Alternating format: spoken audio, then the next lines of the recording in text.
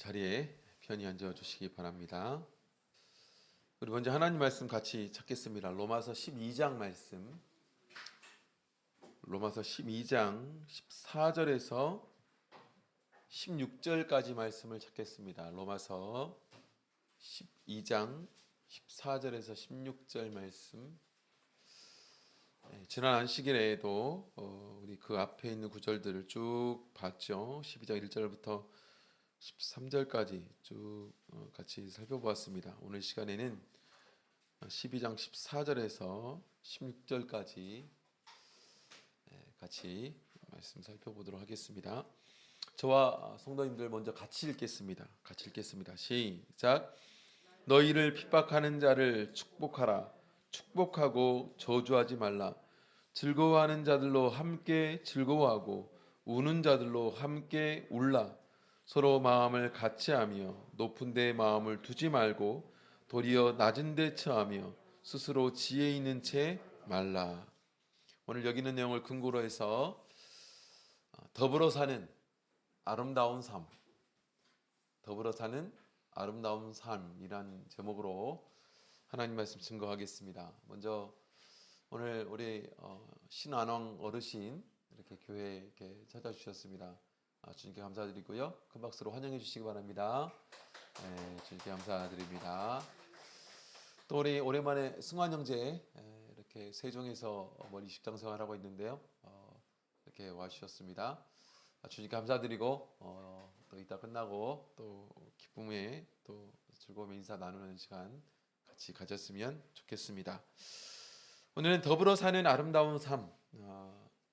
우리 로마서 12장의 내용은 앞에서 있었던 1장부터 11장에 있는 내용, 바로 우리가 어떻게 구원을 받았는가, 하나님의 은혜로 구원받은 우리 성도님들. 그래서 은혜라는 것은 받을 수 없는 사람이, 받을 자격이 없는 사람이 받은 것, 받지 않아도 될 사람에게 주어지는 것, 그게 은혜라고 말씀드리지 않았습니까?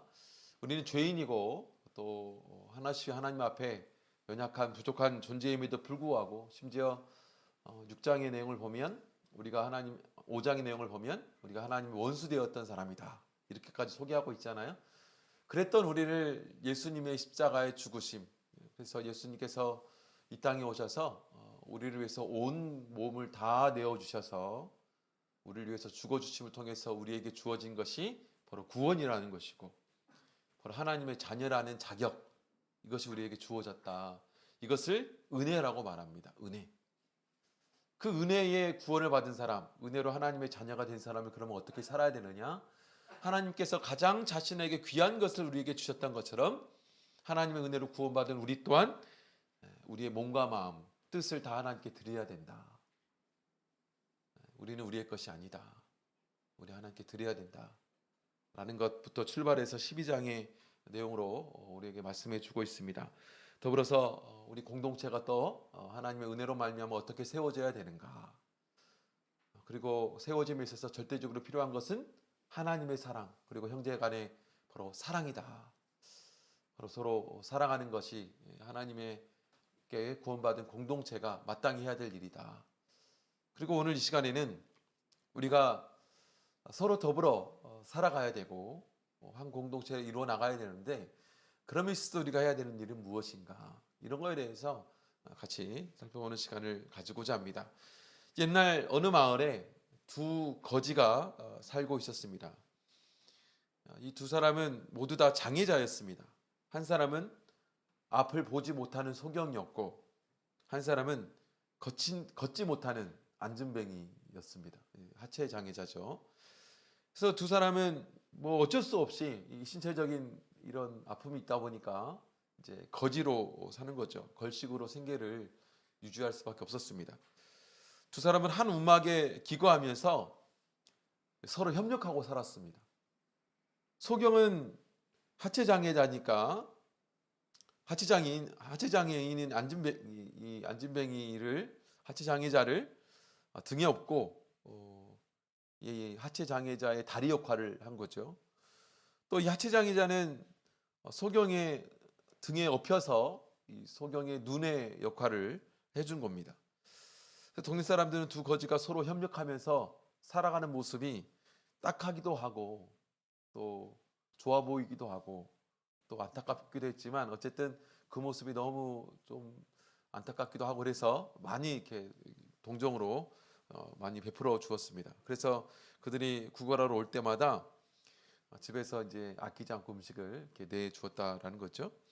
그 결과 두 사람은 거지였지만 또 장애자였지만 나름대로 서로 협력하면서 행복하게 살았습니다. 그러던 어느 날 그 지방에 큰 흉년이 닥쳤습니다. 동네 사람들의 살림 자체가 그다지 넉넉하지 않다 보니까 자연히 이 두 사람에게 주어지는 양식도 줄어들 수밖에 없는 거죠.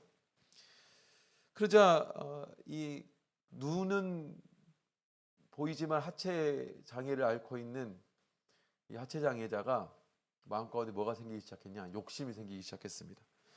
한 가지 꾀를 부리게 된 거죠. 어차피 소경은 앞을 보지 못하니까 밥그릇에 얼마만큼의 밥이 담긴지를 모르잖아요. 그래서 조금씩 그 밥그릇에 있는 밥을 몰래 이렇게 훔쳐먹기 시작했습니다. 주어질 때마다 또 훔쳐먹고 이렇게 등에 업혀가지고 먹은 거죠. 슬쩍슬쩍 먹은 겁니다. 그 결과 이 하체장애자는 항상 배불리 먹었습니다. 반대로 앞을 보지 못하는 소경은 늘 허기질 수밖에 없는 거죠. 그리고 한 겨울이 왔습니다. 굉장히 추운 겨울이었습니다. 그날따라 눈보라가 몹시도 휘몰아치는 그 날이었죠. 그날도 두 거지는 구걸을 하러 마을로 내려갔는데 어느 때와 마찬가지로 우리 소경 앞을 보지 못하는 거지는 하체장애자를 등에 업고 나아갔습니다. 근데 그날따라 정말로 힘들게 느껴졌어요. 그럴 수밖에 없는 것이 하체장애자는 이제 밥을 항상 잘 먹었으니까 살은 쪘을 거고 또 소경은 그만큼 못 먹었으니까 점점 더 약해지니까 이제 더 업기가 힘들어진 거죠. 그래서 이제 이 하체장애자를 업고 가는 소경이 일순간에 현기증을 느끼면서 그 자리에서 푹 꼬그라지고 말았습니다. 그 바람에 소경의 등에 업혔던 안전뱅이 이 하체장애자도 다 널브러질 수밖에 없었죠. 그 다음 날 두 사람은 눈 위에서 꽁꽁 얼어 죽은 채로 시체로 발견된 거죠. 참 그 이야기지만 우리에게 시사하는 바가 크죠. 한때 두 사람은 어땠습니까? 서로 협력하면서 비록 부족했지만, 비록 나약했지만, 비록 장애를 앓고 있었지만, 그래서 거지로 삶을 살아갈 수밖에 없었지만 나름대로 행복하고 또 서로 도와주면서 살아갈 수 있었다는 것입니다. 그런데 이 안진뱅이 하체장애자의 마음에 욕심이 생기니까 꾀를 부리게 되고 그럼 통해서 이 행복이 깨져버린 거죠. 사실은 상대의 소중함을 무시했던 그 결과는 뭐냐? 같이 불행해지는 겁니다. 같이 불행해지는 것. 그걸 우리가 알 수가 있죠. 그래서 결국에는 이 두 사람은 상대를 무시해서 생기는 그런 불행이죠. 공멸이라고도 말합니다. 인간을 뭐라 말합니까? 사회적인 동물이라고 말하죠. 사람은 태어나면서부터 사회 가운데 이렇게 머무르게 됩니다. 태어나자마자 나 혼자가 아니라 엄마와 아빠가 있게 되고 그리고 더 나아가서 나중에 부부를 통해서 어떤 사회 모든 삶에서 사람은 혼자 살 수 없는 존재, 불가피한 겁니다. 아무리 홀로 태어났다 할지라도 이제 홀로 살아갈 수 있습니까? 그럴 수 없습니다. 하나님께서는 우리에게 공동체를 주었죠. 그래서 하나님께서는 아담만 만드신 것이 아니라 아담에게 하와를 주셔서 공동체를 주셨어요. 그리고 서로 더불어 돕는 배필이라고 말합니다. 그래서 아담에게 하나님께서 하와를 그렇게 붙여주신 거잖아요. 돕는 배필. 돕는 배필이라는 말에 우리가 의미를 좀 생각해 볼 필요가 있습니다. 돕는 배필이라는 것은 도와주는 자잖아요. 그럼 상대는 무엇입니까? 도움이 필요한 자라는 얘기입니다. 완전하지 않다라는 거예요. 그래서 어느 사회의 공동체건 간에 그 사회를 이루어 나가는 사람들은 완전하지 않습니다. 그래서 마치 여기 있는 이 두 장애인처럼 서로의 장점이 있으면 상대의 단점에 그 장점을 부어주는 것이고 내 단점이 있으면 상대의 장점에 대해 단점에 부어짐을 통해서 이 사회가 이루어져 가는 것, 이게 사회죠. 이게 그죠? 이게 공동체입니다. 그래서 더불어 살아가는 존재가 우리 인간이기 때문에 우리가 하나님을 믿는 우리로서 하나님께서는 어떻게 살아가라고 하나님께서 하시는가, 이거에 관심을 가지고 살아가는 것은 정말로 중요합니다. 그래서 이제 사실은 나 없는 너, 너 없는 나는 서로 있을 수 없는 일입니다. 당연하죠. 그래서 우리는 언제나 우리 이웃을 좀 소중하게 생각할 줄 알아야 되고, 옆에 있는 성도들을 한 사람 한 사람 귀중하게 생각할 줄 알아야 됩니다. 그죠? 이 말씀을 들으시고 옆에 분들 얼굴을 보시면 어떻습니까? 귀중하게 보이십니까? 소중하게 보이십니까? 그러셔야 됩니다. 하나님께서 그러라고 만드셨어요. 그러라고. 더불어 사는 아름다운 삶, 이것이 바로 사도 바울이 오늘 본문에서 우리에게 일깨워주는 그런 교훈이다. 우리가 어떻게 하면 더불어서 화목하면서 행복한 삶을 살아갈 수 있을까? 사도 바울이 오늘 세 가지의 경우로 우리에게 그 예를 말씀해 주고 있죠. 첫 번째는 우리가 핍박을 당했을 때 어떻게 해야 될까? 우리에게 핍박을 행하는 사람들을 어떻게 해야 될까? 두 번째는 우리의 이웃에게 어떤 좋은 일, 나쁜 일, 또 기쁜 일, 슬픈 일, 이런 경조사들이 발생했을 때 우리는 그 기쁜 일에 대해서, 이웃의 기쁨에 대해서 어떻게 해야 될 것인가? 이웃의 슬픔에 대해서는 어떻게 해야 될 것인가? 세 번째는 우리가 어떤 모임이나 회의가 반드시 있죠.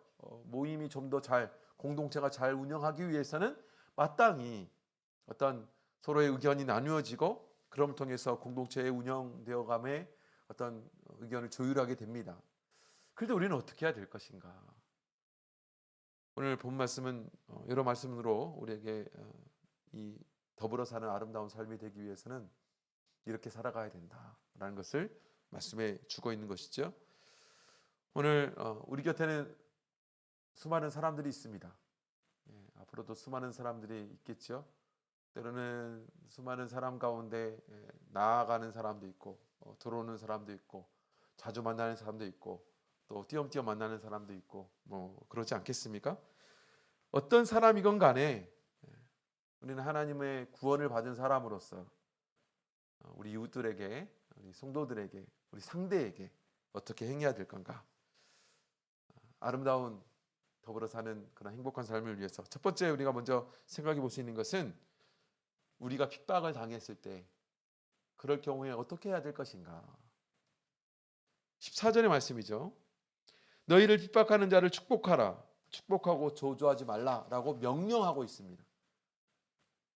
너희를 축복하는 자, 저주하는 자를 축복해라. 저주하지 말라. 그래서 우리가 이렇게 얘기하면 우리가 거창하게 저주식이나 하겠어요? 이라고 말씀하실 수도 있습니다. 그런데 우리가 마음속으로 어떤 상대에 대한 미움이 자리 잡게 되고, 혹은 상대가 우리에게 행하는 것에 따라서 그의 똑같은 행동으로 나가게 되면 우리가 이제 사실은 그 저주 아닌 저주를 우리도 하게 되는 사람들이 된다는 거죠. 우리가 살다 보면 항상 나를 좋아하는 사람만 있는 것은 아닙니다. 그러니까 우리의 착각에 그런 게 있죠. 우리 착각 가운데 뭐냐면, 사람들이 다 나를 좋아해 주길 바랍니다. 저도 그런 뭐라고 해야 되나요? 그런 스트레스가 있는 것 같아요. 누구나 근데 그런 마음이 있지 않나요? 사람들은 다 나에게 다 잘해주고 나를 다 좋아해주고 그랬으면 좋겠는데 그렇지 않습니다. 어떻게 그럴 수 있겠어요? 모든 사람이 우호적인 사람만 있는 것은 아니고 적대적인 사람도 물론 있는 겁니다. 그럴 수 있는 거죠.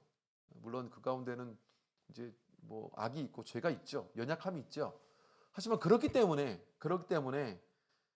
그것으로 인해서 적대적인 사람이 발생하기도 한다라는 겁니다.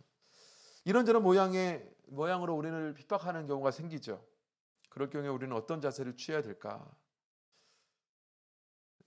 우리가 참 우리 안에도 완전치 않는 우리의 모습이 있다 보니 우리는 어떻습니까? 나를 향해서 저주하면 나도 이런 마음을 얻게 되는 거죠. 우리나라 민요 가운데 아리랑이라는 민요가 있습니다. 아리랑 아리랑 아라리요, 아리랑 고개를 넘어간다. 나를 버리고 가시는 님은 심리도 못 가서 발병난다. 나 가려면 가라. 보내주긴 하겠다. 그런데 얼마 안 가서 너 발병 날 거야. 네 발이 부러지든지, 발이 터지든지, 이 뭐예요? 사실 저주가요. 저주하는 거잖아요. 저주. 인간의 마음에 이런 마음이 사실은 있습니다. 그런데 사도 바울은 오늘 본문에서 보면 이렇게 우리에게 말씀해 주고 있는 것이죠. 우리를 핍박하는 사람이라 할지라도 저주하지 말라.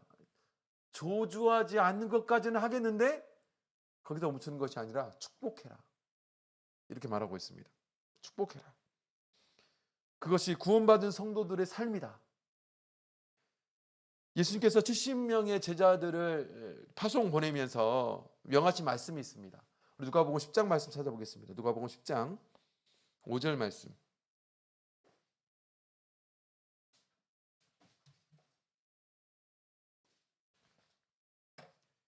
누가복음 10장 5절 말씀.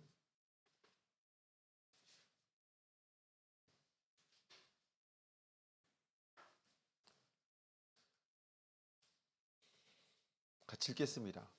누가복음 10장 5절 같이 읽겠습니다. 시작. 어느 집에 들어가든지 먼저 말하되 이 집이 평안할지어다 하되. 어느 집에 가든지 그 집이 어떤 집이건, 그 집이 어떤 나에게 어떻게 했던 집이건 막론하고 가장 먼저 그 집에 뭘 하고 있냐? 이 집이 평안할지어다 라고 축복하라는 거예요. 축복하라는 겁니다. 평안이라는 것은 유대인들에게 굉장히 중요한 요소였습니다. 왜냐하면 유대인들에게 있어 평화를 누려본 적이 별로 없어요. 항상 전쟁, 항상 싸움, 항상 외침, 그래서 막 포로로 잡혀가고 그런 일이 몇천 년 동안 계속 진행되었다 보니까 그것으로 인한 그 갈구함이 뭐냐면 우리에게 평안한 일이 있었으면 좋겠다. 싸움이 좀 없었으면 좋겠다. 항상 평화롭게 마음 편히 살았으면 좋겠다. 이게 사실 그들에게 있어 굉장히 중요한 복이었어요. 마치 옛날 우리나라에 먹을 것이 없어가지고 아침마다 인사법이 식사하셨어요? 사실 이제 먹을 게 없으니까 사실 그런 인사가 나올 만큼 그랬던 것처럼 당시 유대인이 그랬단 말이죠. 그래서 어떤 집이건 상관없이 일단은 그 가정에 가서 무엇을 해줘야 되느냐? 평안의 복을 빌어주라는 거예요. 그러면서 예수님께서는 그 이유를 이렇게 말씀하고 있습니다. 6절 보겠습니다. 6절. 10장 6절 같이 읽겠습니다. 시작. 만일 평안을 받을 사람이 거기 있으면 너희 빈 평안이 그에게 머물 것이요 그렇지 않으면 너희에게로 돌아오리라. 이 사람 정말 나쁜 사람이에요. 그래서 평안을 빌어줬음에도 불구하고 그 사람이 그 평안을 받을 만한 자격이 없어. 그럼 내가 빈 평안은 누구한테 돌아옵니까? 나에게 돌아온다. 나에게 돌아온다. 이 평안이라고 축복을 이야기하니까 야 그러면 많이 축복해야지라고 말할 수 있는데 저주는 어떨까요? 저주 받을 만한 사람에게 저주를 하면 그 저주가 그에게 임할 수도 있죠. 그런데 내가 잘못 알아서 때로는 내 악이, 내 편견이 내가 저주하는 것과 맞지 않습니다. 그 사람은 그럴 만한 사람이 아니에요. 그런데 그 사람의 일부분이 그렇게 비춰지고 그것이 오해가 돼서 내가 그 사람을 저주를 하게 되면 그 사람이 받지 않아도 될 저주를 내가 하게 되면 그 저주는 누구한테 돌아올까요? 나에게 돌아오는 겁니다. 그래서 우리가 축복은 참 우리가 열심히 하셔야 됩니다. 열심히 축복하셔야 돼요. 축복하는 삶을 살아야 됩니다. 그런데 저주하는 삶에는 반드시 나를 향해서도 그 저주가 향해져 있다는 것을 잊지 않아야 됩니다. 미국에 어느 청년이 있었습니다. 하루는 이웃집 농부로부터 굉장히 심한 모욕을 당했어요. 그래서 복수심이 불탔습니다. 그래가지고 밤에 어떻게 했냐면 홧김에 아주 해로운 잡초의 씨앗을 그 밭에 다 뿌려넣어요. 다 뿌린 거예요. 순식간에 그 밭 전체가 뒤덮여서 그 잡초가 엄청난 번식력을 가져가지고 막 엄청나게 강한 잡초로 막 자라게 됐습니다. 그런데 물론 과정이 있었지만 공교롭게도 그 이후에 그 농부의 딸과 이제 그 사람 결혼하게 된 거예요. 그 농부는 자기 딸에게 결혼 선물로 그 밭을 주었습니다.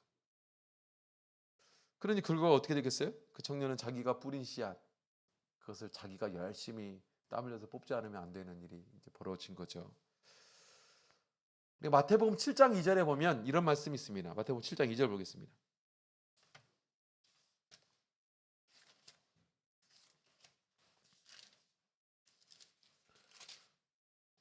우리가 이미 살펴봤던 내용이죠. 산상수훈에서 주신 말씀인데요. 7장 1절 2절 보겠습니다. 마태복음 7장 1절 2절 읽겠습니다. 시작. 비판을 받지 아니하려거든 비판하지 말라. 너희의 비판하는 그 비판으로 너희가 비판을 받을 것이요 너희의 헤아리는 그 헤아림으로 너희가 헤아림을 받을 것이니라. 참 우리에게 이 시사하는 바가 크죠. 내가 비판하는 그 비판의 눈으로 하나님도 나를 비판할 것이고, 내가 사람을 향한 그 헤아림으로 하나님도 나를 헤아려 주신다. 사실은 용서도 그렇잖아요. 내가 상대에게 하는 용서가 하나님께서 나를 향한 용서인 것이 우리 주기도문을 통해서 나타나고 있는 용서지 않습니까? 그래서 내가 하는 축복이 그냥 남만을 위한 축복은 아닙니다. 반대로 내가 하는 저주가 그만을 향한 저주가 아니에요. 그걸 우리가 생각한다면 우리는 어떻게 살아야 될까요? 다른 사람을 저주하면 그 해가 자신에게도 돌아올 수 있다는 사실을, 우리가 하나님이 없으면, 우리가 하나님 믿지 않는 사람이면 그러든 저러든 눈에 보이는 대로 느끼는 대로 살아갈 것입니다. 근데 우리는 그렇지 않아요.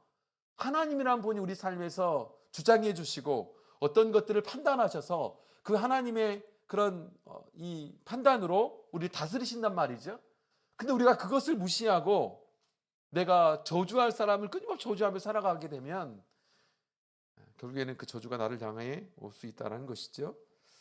그래서 그런 사람에게 두고 봐라, 잘 되는가 한번 보자, 그런 심정으로 사람을 상대해서 우리가 되겠는가? 그럴 수 없다라는 겁니다. 한 간증을 제가 들은 기억이 있는데요. 어떤 직장 우리 형제님의 이야기입니다. 이분은 직장 상사 때문에 항상 스트레스인 거예요.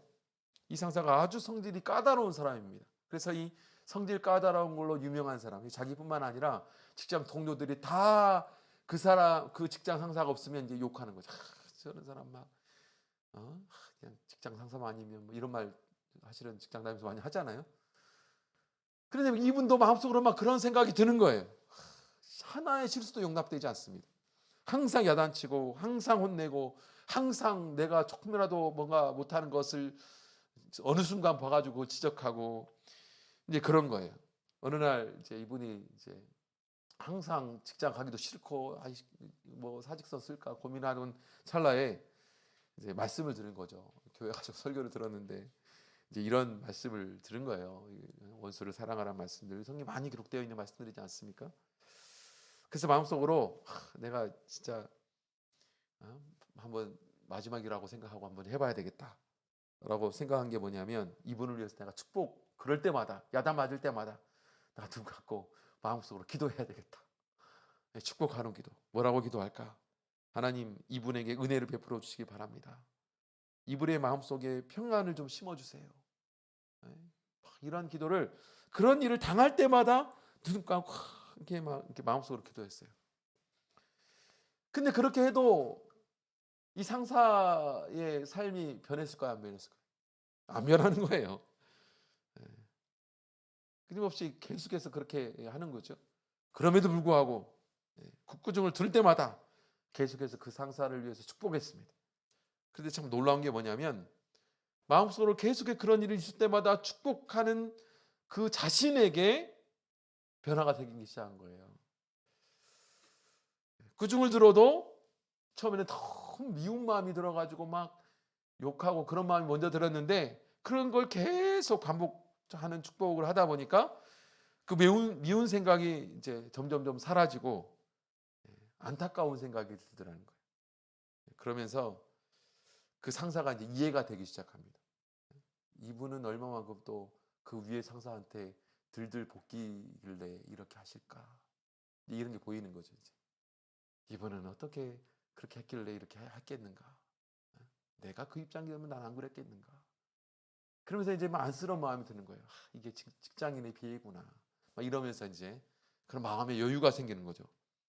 그러면서 이분은 변함없이 계속해서 그렇게 하고 있음에도 불구하고 내가 변하니까 내 마음에 평안이 오는 겁니다. 그래서 상사를 대할 때마다 예전에는 또 뭔 얘기를 하려나 하고 막 얼굴이 일그러지면서 이 상사를 대했는데 이제는 안쓰러운 마음이 드니까 그 얼굴을 보면서 이제 굉장히 밝고 상냥한 얼굴로 이제 변하는 거죠. 그런 자신의 변화를 보면서 이 상사가 이제 자기를 향해 호감을 갖기 시작하는 거예요. 그러면서 대화하게 되고 그러면서 이제 서로 이제 이분도 변하게 되는 억지로 이분을 변화시키려고 한 게 아니라 내가 하나님께 이렇게 기도했을 뿐인데 이런 하나님 말씀대로 행했을 뿐인데 내 마음 가운데 이런 변화가 생기더라는 것. 사실은 하나님이 주시는 마음이죠. 그래서 하나님 말씀은 그래서 좀 권하는 게 뭐냐 믿고 해봐라. 그게 중요하다. 우리가 다른 사람과 더불어 화목하고 아름다운 삶을 살기를 원한다면 먼저 우리 자신이 바로 다른 사람을 핍박하는 자리에 서서 행해서는 절대로 안 된다. 자신은 어떤 핍박을 당한다 할지라도 그런 마음 가운데 하나님께서 우리에게 명령하신 저주의 삶이 아니라 축복의 삶을 사는 그런 삶을 살아가야 된다는 것이죠. 저는 그런 삶이 저와 우리 성도님 삶이 되기를 간절히 바랍니다. 두 번째로 더불어 아름다운 삶 어떤 삶이 되어야 될까요? 바로 우리 이웃에게 기쁜 일과 슬픈 일이 생겼을 때 우리 생각해 볼 수 있습니다. 15절에 보면 즐거워하는 자들로 함께 즐거워하고 우는 자들로 함께 울라. 때로 우리는 참 이기적입니다. 그래서 다른 사람의 일에 굉장히 무관심하죠. 그 사람이 뭐 어쨌든 간에 예수님도 당시에 사람들의 무관심을 질책하는 내용이 기록되어 있어요. 하나의 비유가 뭐냐면 마태복음 11장 17절에 보면 이런 말씀을 하고 있습니다. 가로되 우리가 너희를 향하여 피리를 불어도 너희가 춤추지 않고 우리가 애곡하여도 너희가 가슴을 치지 아니하였다 함과 같도다. 그러니까 피리를 불고 기뻐하는 일이 피리를 이제 기쁜 일이 있으니까 피리를 부는 거죠. 피리 부는 기쁜 일이 있으면 같이 기뻐할 줄 알고 또 울며 슬퍼하는 일이 있으면 같이 곡할 줄 알아야 되는데 그러지 못하는 그들에 대해서 하나님께서는 예수님께서는 말씀해 주고 있는 것이죠. 그래서 우리가 바울사도는 오늘 본문에 보면 즐거워하는 자들로 함께 즐거워하고 우는 자들로 함께 울어줘라. 그러니까 이웃의 일에 무관심하지 말고 기쁜 일이 무엇인지 슬픈 일이 무엇인지를 더불어 알고 그에 합당하게 그렇게 같이 슬퍼해주고 같이 즐거워해주는 그런 일을 해야 됨에 대해서 말씀해주고 있습니다. 물론 즐거워하는 자들로 같이 즐거워하는 것이 쉬운 일은 아닙니다. 왜냐하면 사촌이 땅을 사면 배가 아픈 심정이 참 사람에게 있어요. 사촌이 땅을 사면 당장 나는 뭐가 부족해서 땅이 없냐고 그렇죠? 사촌의 자식이 잘 되면 나는 뭐가 부족해서 거기는 뭐가 잘나서 이렇게 나오는 참 사람이 그렇습니다. 성경에 이런 예들을 볼 수가 있죠. 왜 가인이 동생 아벨을 죽였나요? 요셉의 형제들은 왜 요셉을 구덩이에 가두고 애굽에 팔아버렸습니까? 사울은 자신의 사위인데, 다윗이 자신 사위잖아요. 사위인데 왜 그렇게 죽이겠다고 10년 넘게 이렇게 죽이겠다고 쫓아다녔을까요? 뭐 때문입니까? 질투죠. 질투심, 이기심, 이 질투심. 네. 지금은 우리 마음 가운데 자리 잡은 것일 수 있어요. 이 질투심이, 이 이기심이. 그런데 이것을 내버려 두잖아요. 이게 밖으로 나옵니다. 그래서 마찬가지로 우는 자들로 함께 우는 것 역시 쉽지 않습니다. 우리 속담에 보면 불난 집에 부처인절한다, 뭐 이런 말이죠. 예. 이웃이 어떤 불행한 일을 당하면 도와줘야 되는데 오히려 그걸 고소하게 생각해요. 에이 쌤통이다. 내가 그럴 줄 알았어. 그렇게 살다가 그렇게 될 줄 알았지. 예. 그죠? 욥의 세 친구들 보면 일단은 욥이 그런 어마어마한 일을 당하게 되면 위로하고 그 말을 좀 들어주고, 이제 그게 먼저인데, 네가 그런 일을 당할 만하지, 이제 이렇게 가는 거죠. 때로 그래서 아무리 옳은 말을 해도 그것이 도움이 안 될 때가 많습니다. 왜 그런 일이 생기냐? 우리 마음이 바르지 못하면, 우리 마음이 끊임없이 질투가 있고 미움이 있고, 그런 마음 가운데 어떤 옳은 말을 해도 그게 역할을 하겠어요. 그러지 못하죠. 사실 욥의 세 친구들이 말하는 내용을 가만히 보면 다 옳은 말들이에요. 근데 그것에 앞서서 그 마음의 헤아림이 먼저였죠, 사실은. 그래서 우는 자로 함께 울어주는 것, 그건 큰 우리의 위로가 되는 것이죠. 우리의 이웃에게 즐거워하는 자가 있냐? 그러면 함께 즐거워할 줄 알아야 되고, 슬퍼하는 자가 있는가? 그러면 같이 슬퍼해 줄 줄 알아야 되는 것. 그 입장이 되어줘야 된다는 거예요. 그래서 우리 사자성에 정말 우리에게 필요한 말씀이에요. 역지사지. 내가 입장 바꿔서 그 입장이 되어보는 것은 정말 중요한 일이에요. 그게 우리 마음 가운데 있어야 되는 사랑의 덕목 가운데 필요한 일이죠. 예전에 어느 그 동창회를 한 아주머니가 나갔습니다. 이 아주머니가 나가서 이제 동창회 하면 뭐 하겠어요. 요즘 카페 나가면 한낮에 가보면 다 아주머니들 앉아서 있잖아요. 이제 막 이제 수다라는 걸 하죠. 이제 그러면서 그냥 이 이야기를 이제 자기 며느리 이야기를 하는 겁니다. 얘들아, 우리 집에 며느리가 잘못 들어온 것 같아. 어떻게 된 얘가 오전에는 운동하다가 수영장에 가고 오후에는 미장원에 가고 동창들 만나서 수다 떨다가 집구석에 붙어 있는 적이 없어. 응? 살림을 하는 건지 마는 건지. 그러면서 막 며느리 욕을 막 하는 거예요. 그리고 한참 지나고 나서 이제는 또 이 아주머니가 입을 열고 이번에는 자기 딸 얘기를 하는 겁니다. 얘들아, 우리 딸은 정말로 시집을 잘 갔나 봐. 신랑 잘 만나가지고 오전에는 수영장 가고 에어로빅 가고 오후에는 미장원 가고 또 친구들 만나가지고 너무너무 재밌게 행복하게 잘 살아. 우리 딸 얘기를 막 하는 거예요. 결국 똑같은 사람 얘기하는 거 아니에요? 마음에 뭐가 들어있는가에 따라서 어떻게 보여요? 다르게 보이는 거예요. 네? 마음에 질투와 어떤 미움이 있다 보니까 똑같은 행동을 봐도 나쁘게 보이는 거예요. 마음에 좋고 사랑이 들어있다 보니까 똑같은 것을 봐도 좋게 보이는 겁니다. 참 이게 안 되죠. 그래서 우리가 역지사지의 마음을 가질 필요가 있습니다. 그 사람 입장이 어떤지에 대해서 고민해 봐야 되고, 세상 사람도 그러죠. 그런데 우리 신앙인은 더욱더 그러합니다. 하나님께서 어떻게 자신의 몸을 빌어서 이 땅에 오십니까? 우리와 같은 종의 형체로. 우리가 불쌍하잖아요. 하나님 보시기에 우리가 얼마나 불쌍합니까? 하나님의 공의로 보면 당장 진면에도 싼 사람들이 인간입니다. 내가 얼마나 정성으로 만든 인간인데 그렇게 변질돼 버려요. 근데 하나님께서는 우리를 그렇게만 보시지 않았어요. 그래서 심지어 어떻게 했습니까? 자신의 몸을 종의 형체를 빌어 이 땅에 내려오셨다고 말해주고 있습니다. 그게 우리 예수님이죠. 그걸 우리가 배우라는 겁니다. 우리가 그렇게 혜택을 받아서 은혜 받은 사람들이니까 우리도 그렇게 즐거워하고 그렇게 슬퍼할 줄 아는 그 마음을 가지라는 거예요. 우리가 그런 마음을 좀 가졌으면 좋겠습니다. 때로 나의 편견으로 사람을 대하고 있지는 않은지, 나의 사랑으로 우리 성도들을 좀 바라볼 줄 안다면 우리 공동체는 정말로 아름답게 될 것입니다. 마지막 세 번째로, 우리가 어떤 모임이나 회의에 있었을 때 우리는 어떻게 해야 될까요? 사실은 이것은 뭐 어떤 모임이나 회의라고 할 것 없이 모든 공동체의 밑바탕에 깔려 있는, 있어야 되는 그 어떤 신앙의 가치관인데요. 16절 보겠습니다. 16절 같이 읽겠습니다. 시작. 서로의 마음을 같이 하며 높은 데 마음을 두지 말고 도리어 낮은 데 처하며 스스로 지혜 있는 채 말라. 왜 우리의 이 공동체가 힘들어지는 이유가 뭘까?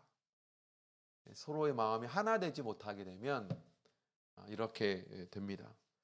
서로의 마음을 서로 헤아리지 못하면 이제 참 힘들어지는 거예요. 공동체는 참 힘들어집니다. 우리가 마음을 같이 하기 위해서는 어떻게 해야 될까? 오늘 세 문장으로 말해주고 있죠. 높은 데 마음을 두지 마라. 높은 데 마음, 우리 마음을 높은 데 두시면 안 된다. 두 번째, 도리어 높은 데 두는 것이 아니라 낮은 데 둬야 된다. 세 번째, 스스로 지혜 있는 채 하지 마라. 세 가지 문장으로 되어 있지만 한마디로 말하면 교만하지 말고 겸손해라. 이 얘기입니다. 교만하지 말고 겸손해라. 왜 마음이 하나 되지 못할까요? 그 배후에 교만이 있기 때문입니다. 교만을 가진 그 마음을 가지고 보고 행동하고 또 말함에 어떻게 불화가 없습니까? 자기를 높이고 자기를 드러나는 생각, 그것이 하나 되는 것을 방해하는 겁니다. 교만한 생각을 우리가 떨쳐버려야 되죠. 그래서 어떤 신학자는 이런 얘기를 합니다. 교만은 천사를 마귀로 만들었다. 그런데 겸손은 사람을 천사로 만든다. 정말 중요한 덕목이죠. 우리 모두가 스스로 낮추고 겸손할 때 우리는 천사와 같이 온화한 모습이 될 수 있다. 그렇게 되면 저절로 이웃과 더불어 화평하게 되어 있습니다. 그 겸손을 가질 때. 그런데 마음속에 교만한 생각이 자리 잡게 되면 내가 어느샌가 마귀처럼 변합니다. 서로 이간질시키고 싸움하게 만들고 서로 마음 가운데 상처를 주고. 사실 이거 누가 하는 거예요? 이게 마귀가 하는 겁니다. 그걸 내가 하고 있는 거죠. 왜 그렇게 만드냐? 교만이 그렇게 만드는 겁니다. 불화가 생길 수밖에 없는 거죠. 하루는 앞마당에 수탉 몇 마리가 처절하게 싸움을 하고 있었습니다. 세력 다툼을 하고 있는 거죠. 그중에 가장 힘이 세고 억센 놈이 승리를 했어요. 이긴 수탉은 의기양양한 모습으로 울타리에 높이 올라가가지고 큰 소리로 외쳤습니다. 야, 세상에서 나보다 힘센 놈이 있으면 한번 나와보라고 해. 네? 그랬더니 그 말이 미처 끝나기도 전에 공중에서 독수리가 와가지고 딱 채갔다. 교만은 반드시 패망하게 되어 있다. 그냥 두지 않습니다. 교만은 교만에 이끌려 사람이 망하죠. 근데 교만이라는 것은 누구든 어떤 사람이건 마음 가운데 생길 수 있어요. 근데 이걸 알아야 됩니다. 교만은 반드시 패망합니다. 하나님 교만이라는 건 그냥 두지 않아요. 그래서 교만은 또 가만히 있지 않아요. 교만이 마음 가운데 자리 잡게 되면 반드시 행동과 말로 드러나게 되어 있습니다. 이게 가만히 있지 않아요. 그래서 반드시 그것이 드러나서 그 교만이라는 것이 얼굴 내비치게 되어 있어요. 근데 그걸 그냥 두지 않아요. 왜냐하면 그것에 반드시 그것이 가진 열매는 불화이기 때문에 두지 않습니다. 하나님이 가만두지 않아요. 그게 제일 무서운 거죠, 사실은. 그래서 이제 내가 끊임없이 상대의 교만을 그냥 두셔도 됩니다. 상대의 교만은 그것이 사실 마음껏 가만히 있지 않거든요. 드러나죠. 드러나면 어떻게 한다고? 하나님 그냥 두시지 않아요. 근데 중요한 건 뭐냐? 내 안에 싹 트는 교만에 대해서 우리 고민해야 됩니다. 이게 얼마나 무서운 것인지. 그래서 누가 그런 그 어떤 교만을 통해 나타나는 모습들을 좋아하는 사람이 누가 있습니까? 아무도 없어요. 우리가 높은 데 마음을 두지 말아야 됩니다. 도리어 낮은 데 처해야 되죠. 마지막으로 이 한 가정 이야기로 오늘 말씀 마치도록 하려고 하는데요. 남편의 생각에 자기 아내는 청각에 아무래도 문제가 있는 것처럼 생각이 되는 거예요. 그래가지고 아내가 자기 말을 제대로 잘 못 듣는 것 같아. 그래서 똑같은 말을 몇 번을 해도 잘 못 알아들어요. 겨우 알아듣는 것 같고. 그래서 남편은 아내 모르게 아내의 청각을 시험해 보기로 했습니다. 그래서 때마침 아내가 화장대 앞에 앉아가지고 화장을 하는데 몰두하고 있었어요. 그래서 남편은 멀찌감치 앉아서 일부러 멀찌감치 앉아가지고 일부러 신문을 보는 척하면서 아내에게 이렇게 얘기를 했습니다. 여보, 내 목소리가 들려요? 이렇게 했어요. 그런데 아내에게는 아무런 대답이 없는 거예요. 안 들리나 보다. 조금 더 가까이 가서 신문을 들고 또 모른 척하면서 아는 척하고 하면 이제 알아보니까 테스트가 안 되잖아요. 여전히 신문을 보는 척하면서 넌지시 아내를 향해서 여보, 내 목소리가 들려요? 또 아는 체를 안 하는 거예요. 대답이 없는 거예요. 그래서 이번에는 더 가까이 갔어요. 남편이 굉장히 걱정이 됐습니다. 그래서 이번에는 일부러 아내 등 뒤로 바짝 가가지고 여보, 이제는 내 목소리가 들려요? 라고 이렇게 얘기를 했어요. 그랬죠. 아내가 귀찮다는 듯이 이렇게 대답을 했습니다. 예, 들린다니까요.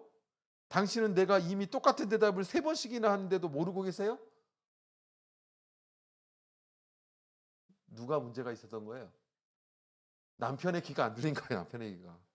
그러니까 아내 목소리가 안 들린 거죠. 그래서 제가 가만히 생각해 보면 우리가 그럴 때가 많습니다.